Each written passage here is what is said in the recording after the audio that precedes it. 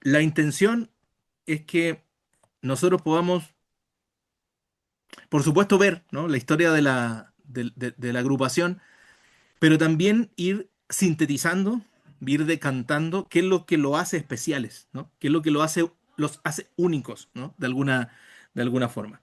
Es decir, de dónde viene Queen como un laboratorio, ¿no?, de experimentación musical y de performance teatral. eh, Cómo lo hace único dentro de una puesta en escena muy particular. También quién era este individuo que nació bajo el nombre de Farrokh Bulsara y que terminó volviéndose leyenda bajo el nombre de Freddie Mercury, ¿no? Y ya de forma muy concreta en la sesión de hoy, que es la sesión uno, cómo se da el tránsito entre una banda llamada Smile a la banda llamada Queen, ¿no? Para entender que Queen no fue una casualidad, digamos, y tampoco fue solamente, y esto es muy importante aclarado desde el principio, un gran cerebro, ¿no?, artístico que podría estar asociado a Freddy y otros tres que lo seguían. Para nada.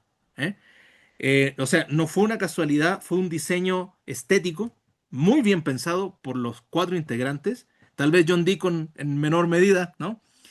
Y además una cosa que siempre estuvo presente disco a disco, a veces no salía tan bien como se quería, como ellos querían, o a veces no salía tan bien como el medio quería, pero bueno, siempre era como una especie de salto en adelante, que era el tema de la ambición sonora. ¿Ya? Ellos estuvieron activos entre el año 1900, más o menos, ¿no? Entre el año 1970, 70-71 y 1991. Es decir, 20 años en los cuales, como le ha pasado a otras bandas solistas, en fin, podrían simplemente haber vivido de sus viejos éxitos, pero no. Había un salto al vacío en muchas ocasiones, ¿no? Eh, Donde evidentemente tenían una base musical esperada, pero siempre hacían una innovación. Y eso tiene que ver con un tema de la ambición. Tenían un hambre por innovar que era muy reconocible, ¿no? Ese es el fenómeno. O sea, no son canciones, ya son himnos. Fíjate, ya son formas en las cuales las canciones se vuelven, más bien, son propuestas en donde las canciones ya se vuelven como lenguajes populares, digamos, ¿no? Eso pasa con muy pocas bandas, con muy pocas. En realidad, uno va recordando eh, eh, algunos temas, ¿no? Y algunos temas, además, ¿no?, que son a lo mejor incisivos en un momento pues, de la historia de la música, o incluso que es significativo para un lugar nada más, ¿no? Ni siquiera Estados Unidos, por ejemplo, un lugar de los Estados Unidos, ¿ah? Pero esto se vuelve como una especie de lenguaje universal, ¿no? Y esa idea de las canciones que se volvieron lenguaje público, himnos, canciones que se podían correr en estadios, ¿no? Eh, ya implica que Queen esté inserto dentro de la cultura popular global, ¿no? Algunas ideas faro, ¿vale? Algunas ideas como torales, digamos, que no son tanto las 7 claves de acceso, porque siempre en los cursos de música me cuesta sintetizarlo solamente a 7 puntos, ¿vale? Pero bueno. Una es la idea de la identidad sonora, ¿m?, en donde no le pedían demasiado permiso a ningún género para absorberlo, ¿no? Es decir, ellos parten dentro del campo del hard rock y en algún momento, ¿no?, del rock progresivo, ¿eh?, sin que eso haga, como lo vimos en el curso también de historia del rock, como que se pierdan en su propio sonido. Es decir, ellos están muy conscientes siempre de que tienen que hacer un hit, tienen que hacer una canción radiable, al menos desde el tercer, cuarto disco. Esa es la lógica, ¿eh? Eh, pero eso la van a combinar otras cuestiones de alto sentido armónico, ¿no? Sobre todo en el campo de las voces, ¿vale? Eso ya no es simplemente eh, una segunda o a veces, ¿no?, una armonización con terceras voces como los Beach Boys.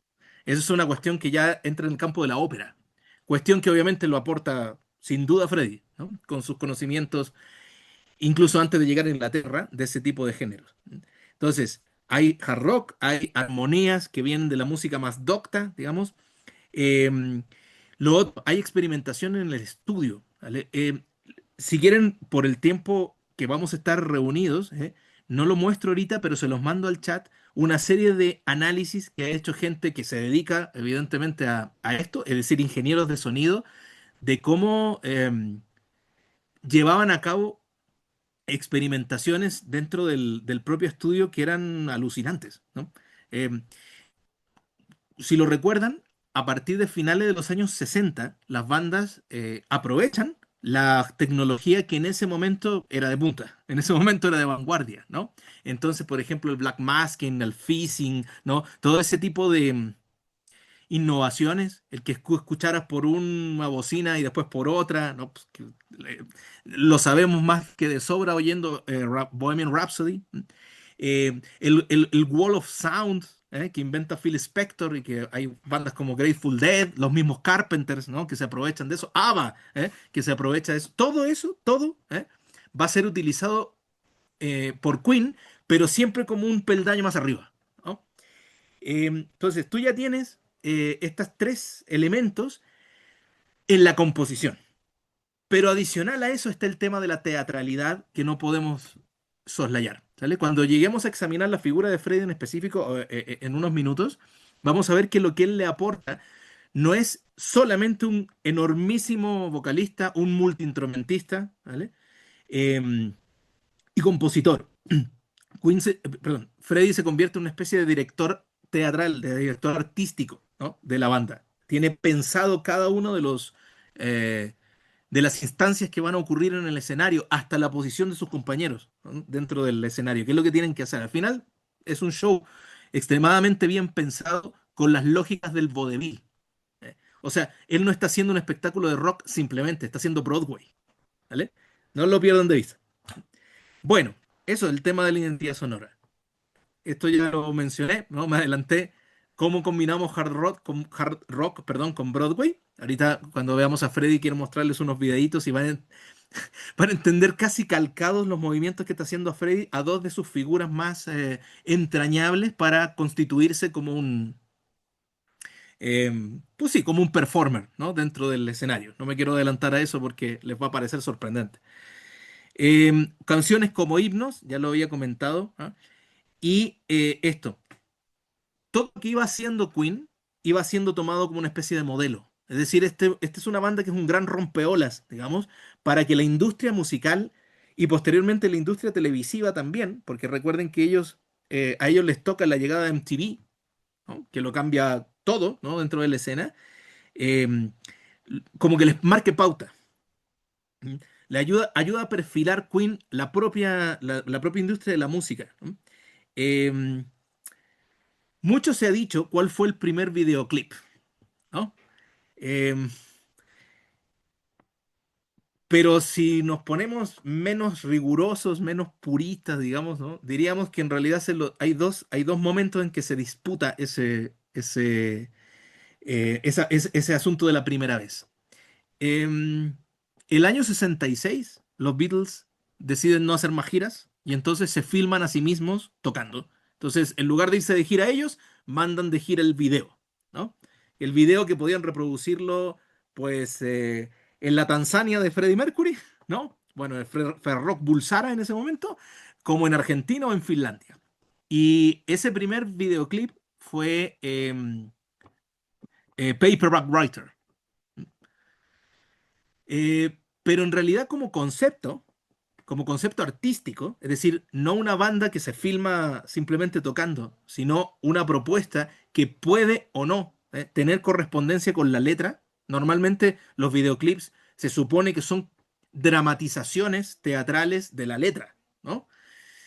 Se supone que se le atribuye esa particularidad a esta banda con Bohemian Rhapsody, evidentemente.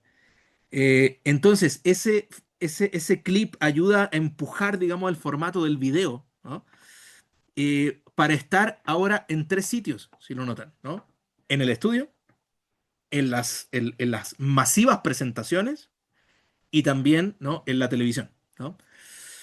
Bien, Em, y por último, como conclusión, digamos, este asunto de la magnitud. ¿Mm? Am, Hay un momento que marca, de hecho, el video que acabamos de ver, que es que Queen, a partir de Hot Space, como que empieza a perder un poco de popularidad. Pero perder popularidad para Queen era, no sé, era lo mejor que un par de millones de fans empezaran a decir, bueno, ya tal vez, ¿no? Están demasiado vistos, y empiezo a explorar otras zonas, ¿no? Habían millones y millones de personas que seguían paso a paso, digamos, ¿no? La trayectoria de la banda y también la vida, ¿no? De Freddie. Entonces, es de las bandas más vendedoras, ¿no? Son cifras astronómicas, cientos de millones, ¿no? de discos vendidos, una convocatoria masiva a los conciertos, y un legado que ya se ha institucionalizado, ¿no? Evidentemente el Salón de la Fama, ¿no? Está, nunca mejor dicho este término, coronado por Queen.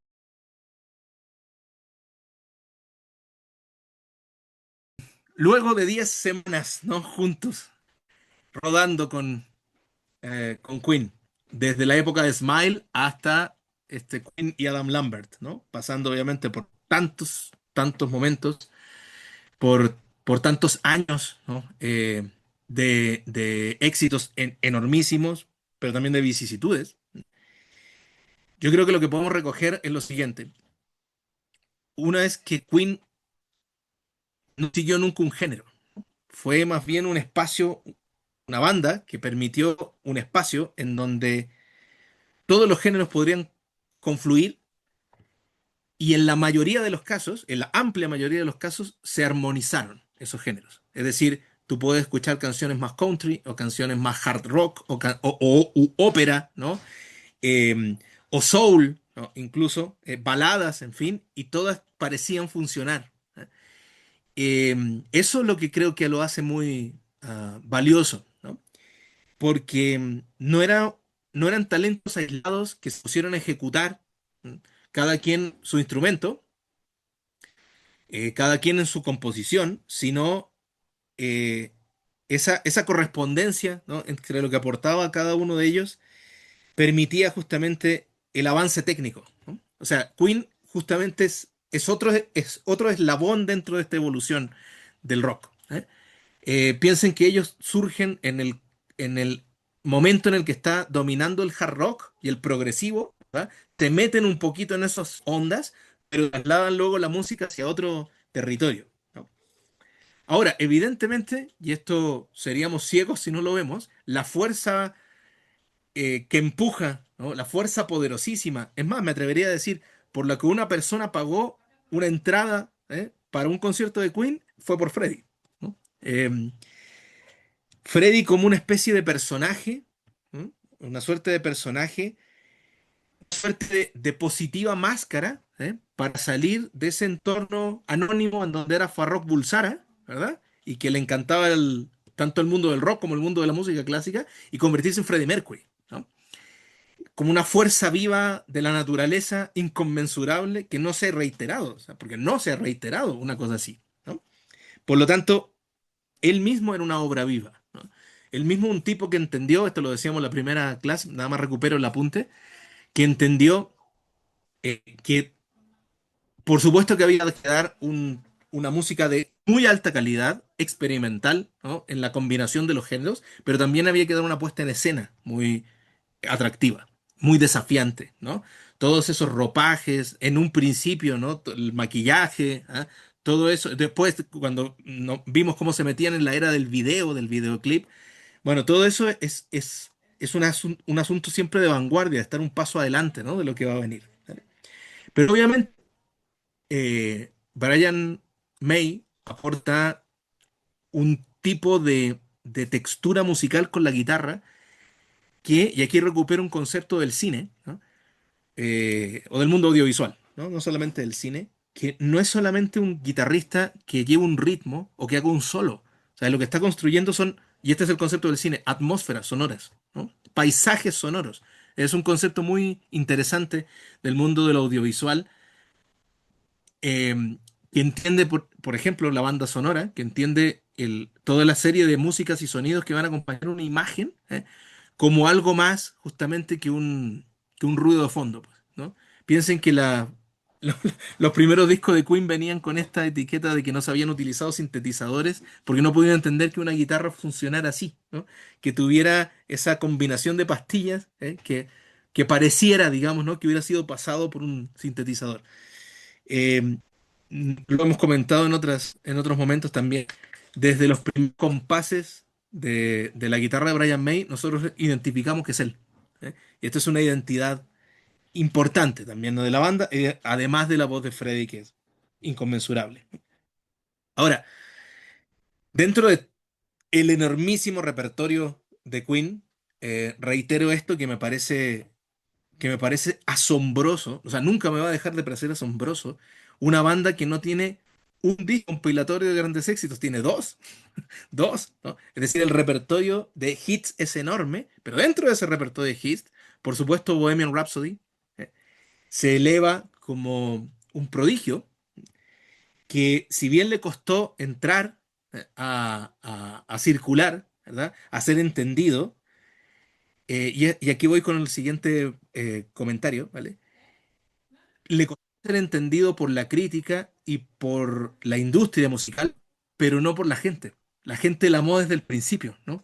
El público se arrobó inmediatamente, enganchó inmediatamente con esto y implicó Bohemian Rhapsody que ya no siguiera las leyes, ¿no? Ni de la industria, ¿verdad? Ni de las formas de composición, ni de lo que tenía que ser una canción rock. Es decir, cada canción y cada disco se plantearon, más o menos por una década, de que tenían que romper esas reglas.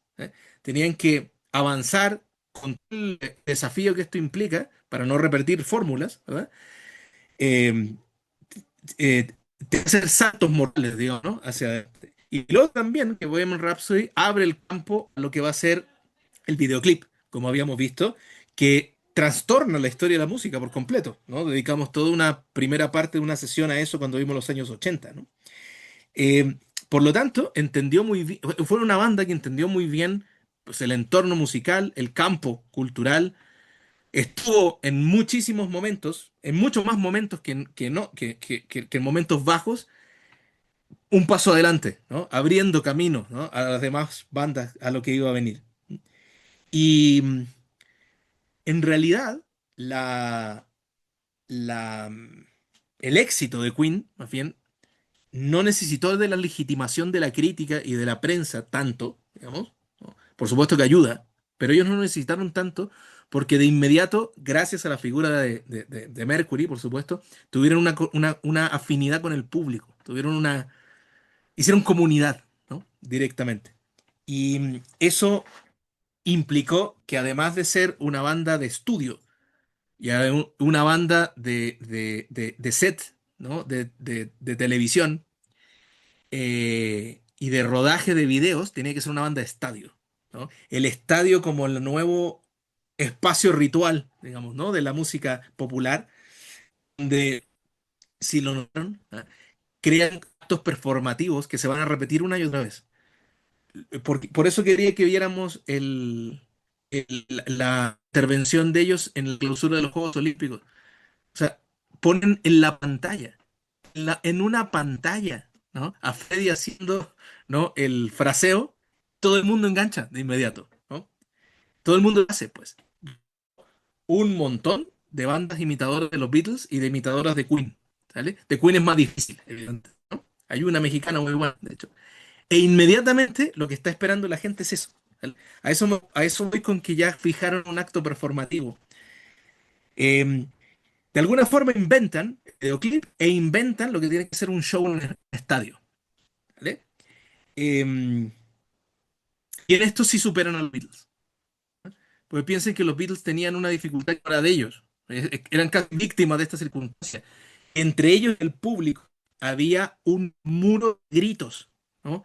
Es decir, no había comunidad, digamos, no había posibilidad de rapport, ¿no? Digamos, o de retroalimentación. Aquí sí. ¿Eh? Aquí, por supuesto, Freddy hace lo que quiere con el escenario, con sus compañeros de banda y con la gente, ¿no? Bueno, voy cerrando. Em, que marque Live Aid como un instante en el que afortunadamente, luego de esos 20 minutos, 17 minutos en realidad, afortunadamente es continuar, ¿no? Recuerden que empieza los años 80 muy decaídos, incluso pensando cada quien tomar rumbo por su lado, pero es recuperar el trono, o sea, la reina recupera el trono de alguna forma. Se sabe el año 85 Queen como la banda más importante del planeta, sin duda, es que lo llega a ser, digamos, ¿no? El 85. Y de ahí en adelante, en su última etapa, ya quizás la música no es tan asociada, digamos, al espectáculo, ¿no? Pero se vuelve muy consciente, pues, ¿no? De sí mismo. Lo vimos sobre todo con el disco de Miracle, en donde la autorreferencialidad, los automenajes, ¿no? Funcionan. Yo reitero esta idea. Hay un momento en la trayectoria de todo cantante, de todo músico, ¿no? Digo, yo soy más del mundo de la literatura, pero también en la literatura. ¿eh? Paul Auster, por ejemplo. Paul Auster en los últimos libros hace referencia a sus libros anteriores porque se lo gana, ¿no? Se lo gana. Cortázar, ¿no? También. Es decir, los grandes escritores terminan al final pudiendo autorreferenciarse porque un lector sabe, que o sea, sabe que los lectores van a entender al final esa referencia. Y bueno, lo último que vimos, que fue hoy, que Queen, los integrantes toman la decisión, Brian y Roger, de no terminar la trayectoria de la banda. O sea, Queen no termina con la muerte de Freddie, sino que se transforma en algo que sí ha sido difícil, ¿no? De definir, pero ha sido persistente. Y eso implica un mito activo, digamos, todavía, ¿no? En nuestra cultura. Y terminaría con una frase, ¿no? Por supuesto que fue una banda extraordinaria, pero extraordinaria, ¿no? Su manera, digamos, de entender la música, la manera de proponer canciones, usted lo ve, voy a nombrar los más evidentes, ¿no? Muse, ¿no? Lady Gaga, Darkness, no sé si ubican esa banda, Darkness es una banda extraordinaria, pero es puro Queen, ¿no? Panic at the Disco, ¿no? O sea, tú notas ahí, ¿no? Un deseo, digamos, un deseo y un tributo, ¿no? De que esa música no desaparezca, esa forma musical no desaparezca, ¿no? Fue una banda extraordinaria que influye en todos estos enormísimos proyectos, ¿no? Pero fue una forma también de entender el rock, ¿no? Que todavía cuando ellos empiezan era un asunto periférico, ¿no? No muy bien aceptado. ¿Ah? Obviamente los sectores conservadores siguieron y siguen, ¿no? Y parece mentira, pero siguen satanizándolo, ¿no? Y demonizándolo en cualquier conflicto que haya, ¿no? Pero cuando se toma en serio, cuando se eleva a categoría de arte, ¿no? El rock no se limita a gustar, ¿no? Eh, comprende, digamos, en un mismo instante, por ejemplo, un concierto, o en un momento de un concierto, exagera, incomoda, emociona, ¿no? Eh, deja en palabras, ¿no? A la gente pensando, más bien sintiendo, ¿no? Porque entra primero emocionalmente. ¿Qué es lo que estoy escuchando? No termino de comprender, ¿no? Cómo están armadas estas canciones, ¿no? Y eso, desde mi punto de vista, es lo que lo vuelve absolutamente inolvidable.